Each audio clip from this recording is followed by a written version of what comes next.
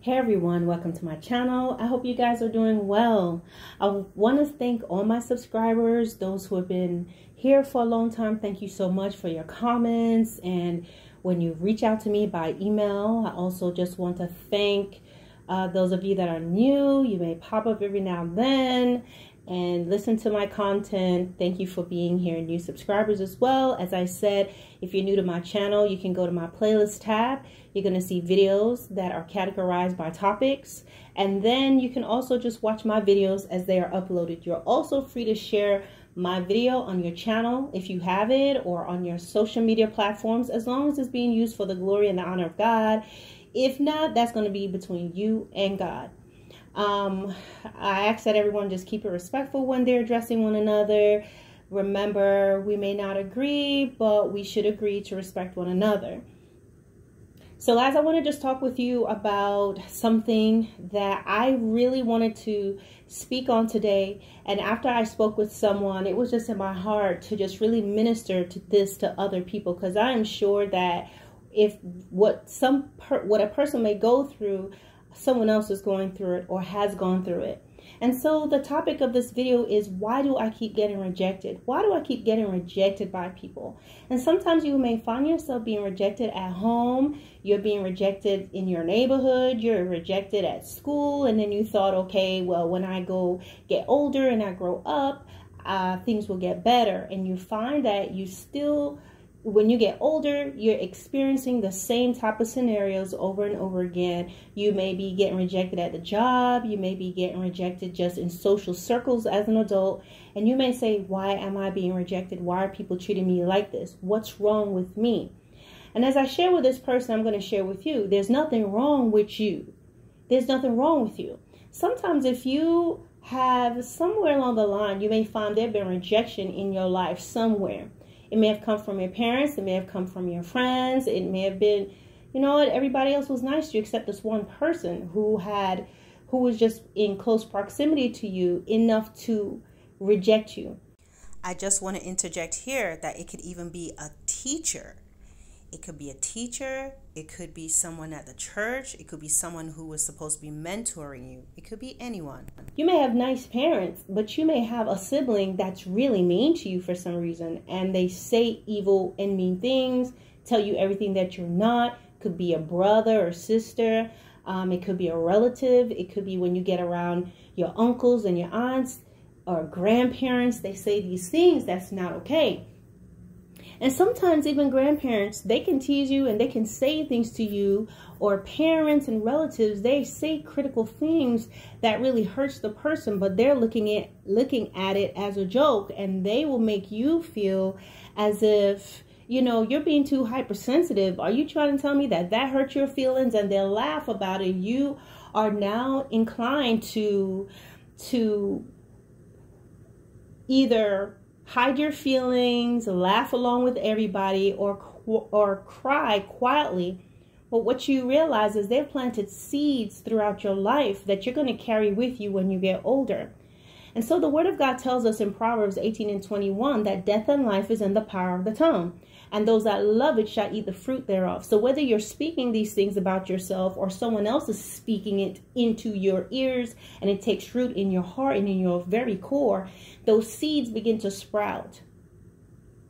And if you plant an apple seed, you're going to get an apple tree, and it's going to spring up season after season after season after season. So what happens if you have a parent, family, whoever it is, or you were just in an environment where you were rejected a lot by people, you were abandoned, you were mistreated, you were disrespectful, their words and their actions planted seeds within you.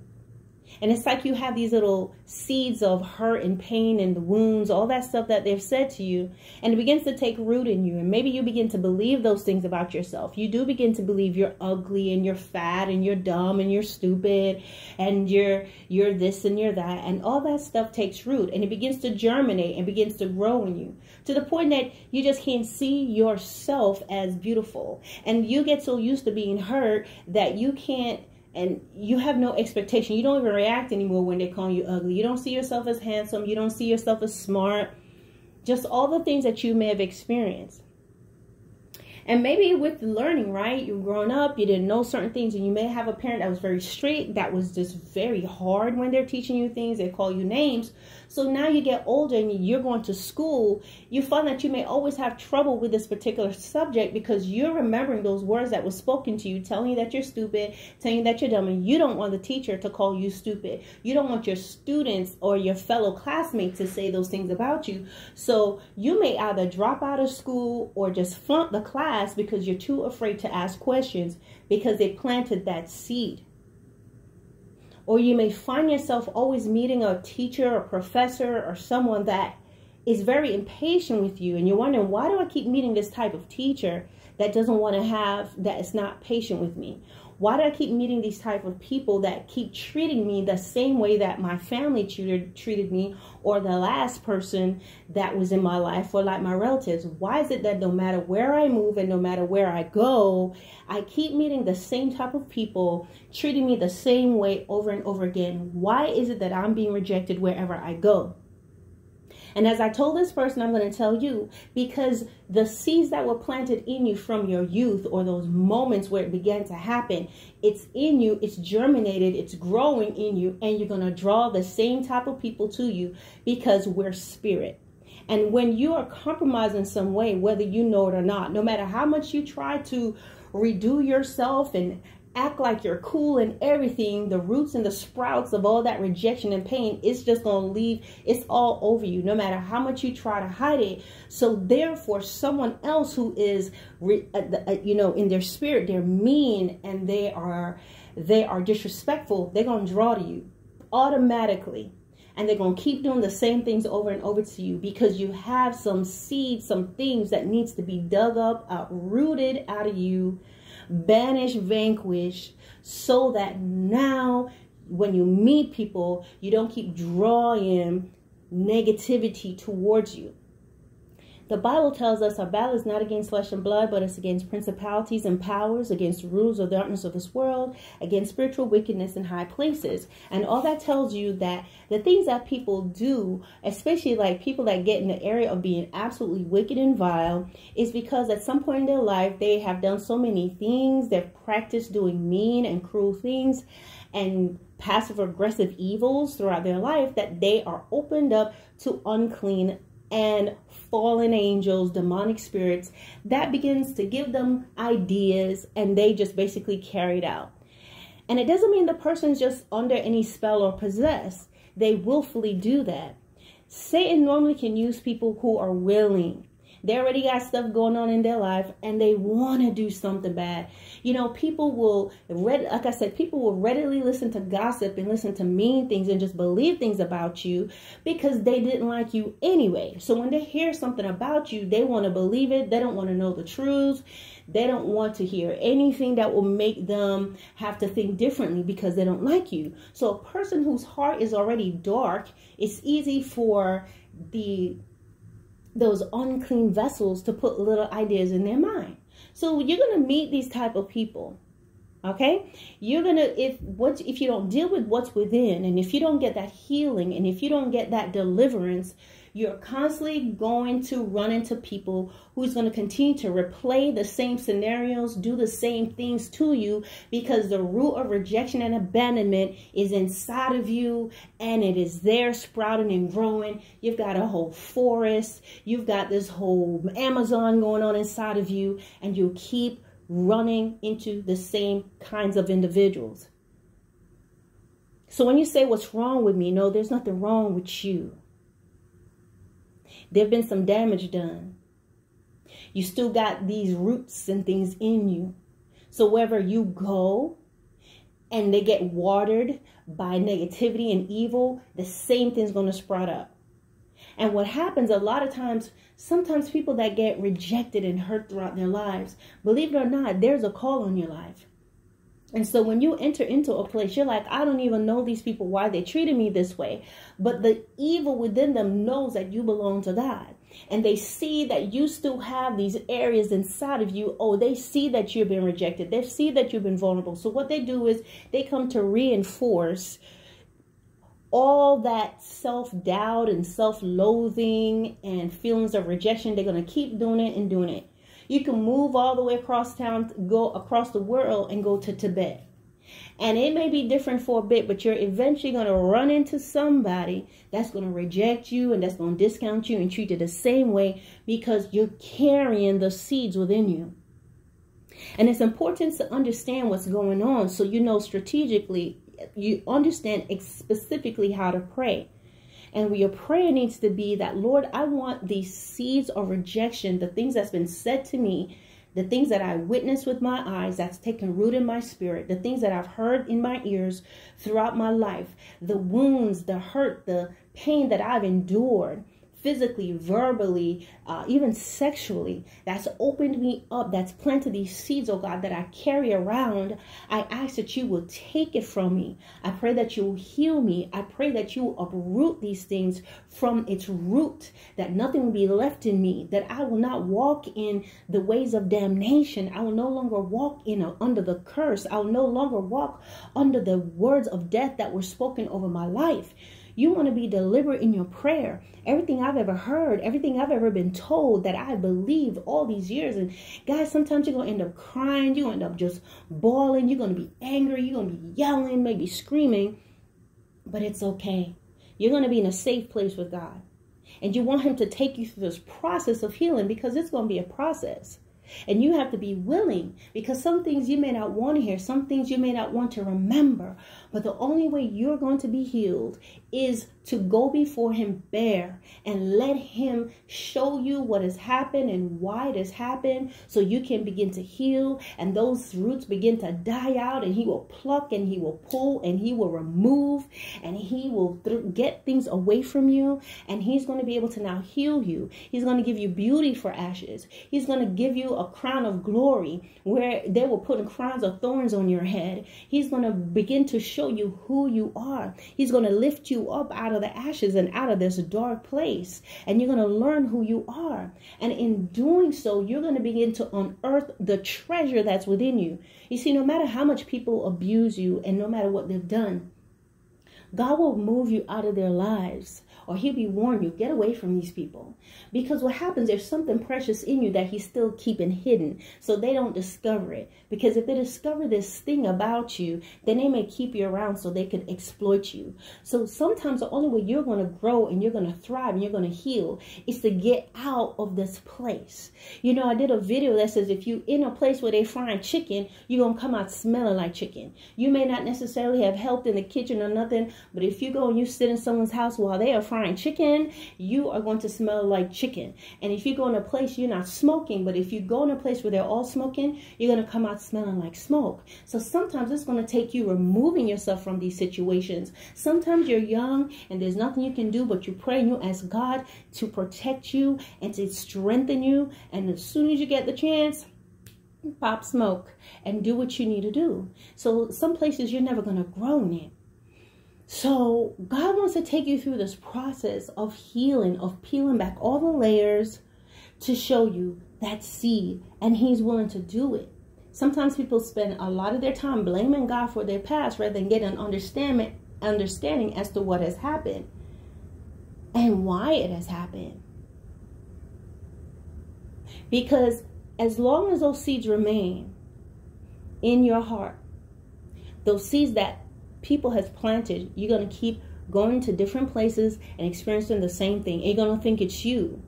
No, you got a little garden growing. It's not you. You haven't done anything wrong. As I was saying to the person, you know, sometimes people, they can't tell you why they're doing certain things or why they said or did certain things when you ask them. And the reason why they can't tell you is because they don't have a reason. You can't have someone may be doing something over and over again, and if you really try to have a sit-down conversation to get understanding, they're going to resist that because they don't have an answer. They can't tell you why they did anything because or someone is mistreating you, and you're going, why are you mistreating me? Why are you doing this? They're not answering. They're not telling you. They're just going to ignore you. And the reason why they do that is because they don't have a good reason. Or what are they going to say? I'm doing this because I'm jealous of you. I'm doing this because you look nice today. I'm doing this because you got a new car. They're not going to tell you that. So they'll mistreat you. So you have to understand that sometimes the reason why you keep getting rejected is not because something is necessarily wrong, but you're still carrying those seeds, and everywhere you go, it's just going to sprout up, and you're going to face the same scenarios over and over again. The only way that you're going to be healed is to yield to God. You have to turn to God and ask him to help you. You must be willing to walk down this path with the Lord hand in hand, where he's going to take you down memory lane. He's going to show you some things that may make you cry, that may make you want to turn back and say, no, I don't want to face this. But you must be willing to do that. It reminds me of this book that I've read that's called Hinds Feet in High Places. And in Hinds Feet in High Places, oh, I can't remember the name of the character, but she was very timid and very shy, and she had come from a family that was just mean, and they just had a reputation to be mean. And what she did, she decided to meet the Good Shepherd. And there's a place that was where she felt she couldn't go because she believed she was ugly and she was deformed. And throughout the story, you see where as she was going up different paths, there were different stages in her life and different things she had to face, her fears, and she realized as she got higher and higher, the scabs and the wounds and the little things that she had on herself began to fall away. And before she knew, she was in a place where she was beautiful. All those things that she thought that was on her began to fall away as she kept going. And so it is the same thing when you are going through the transformation process of healing. It will feel painful. It will feel uncomfortable. There are times you will cry. There are times you may be angry as the Lord may show you some things. And he's going to do this. He's not going to just do it just here. This is the truth. He doesn't do things like that. He's gentle. He's loving. If you're willing, and little by little, he's going to take you down the stage, and you're going to get to the core of things. You're going to begin to understand things. And now once he's taken out all those messy, dark things, and the things that they've done to hurt you and harm you, and the things that you've believed about yourself, now he's going to begin to renew a right spirit within you. He's going to create in you a clean heart. He's going to give you a heart of flesh. He's going to begin to pour his words and his spirit in you. He's going to begin to show you who you are from before you were in your mother's womb, and you're going to be able to stand upright. You're going to be able to do the things that he's called you to do, and you're going to find that you're not going to be experiencing those rejections anymore like you used to. Now, it does not mean that in your life you'll never ever run into somebody that's not going to agree with you and is not going to like you. But even then, the whole encounter will be different, because now you're going to be instilled with the wisdom and the knowledge and the discretion and the understanding of the Lord. So you're not going to be crumbling. They're not going to be able to come to you like that, because you have the hedge of protection around you. You're going to be able to process things different. You're going to be able to see the situation completely different. You're not going to recoil and fall back into the rejection and the cesspool and feeling hypersensitive because of what has happened in your past, because you're no longer that person anymore. And you're going to have a better understanding of the situation, but things will change. Your direction will change. The way people approach you will change, because now it's not like you have this thing festering in you that's going to just bring the rejection and people towards you, because now those seeds of rejection is no more within you. I hope this message made some sense to somebody. Why do I keep getting rejected? A lot of times there's nothing, and you're going, what's wrong with me? No, there's nothing wrong with you. You may be carrying around something that needs to be dealt with. You still have some things inside yourself. And it's not that you're at fault, but you have been compromised. You've been hurt. You've been abused. You've been rejected. You've been told everything that's wrong with you. And you've been just destroyed and crumbled up like a little ball and tossed away. And so these little seeds are still, just imagine them just being in the middle of your chest, and they just root up and grow up. And no matter where you go to try to start fresh, here comes these little old roots of rejection that's just going to spring up and send off a signal to those who are already dark and evil to come and just do the same things over and over to you. And God will protect you, and he will keep you, you know. But there comes a time that you have to get to a place of knowing and having knowledge, to recognize who's around you, to recognize why this is happening, and to take the steps through the power of God to do what you need to do, to keep yourself out of that cycle, to remove yourself from those you need to remove yourself from, to know how to speak boldly without being emotional, and to understand and to be able to discern what's before you. And you're not going to go crumbling into a fetal position being afraid, but you're going to see what's ahead of you. You will address it or not address it, but either way, whatever God tells you to do, you're going to be in his perfect peace. All right, guys, I thank you for listening to my video. You can comment below if you like. If you have questions, feel free to hit me up on my YouTube email. You will be able to find that in the About link on my channel. Thank you, guys, and have a great evening.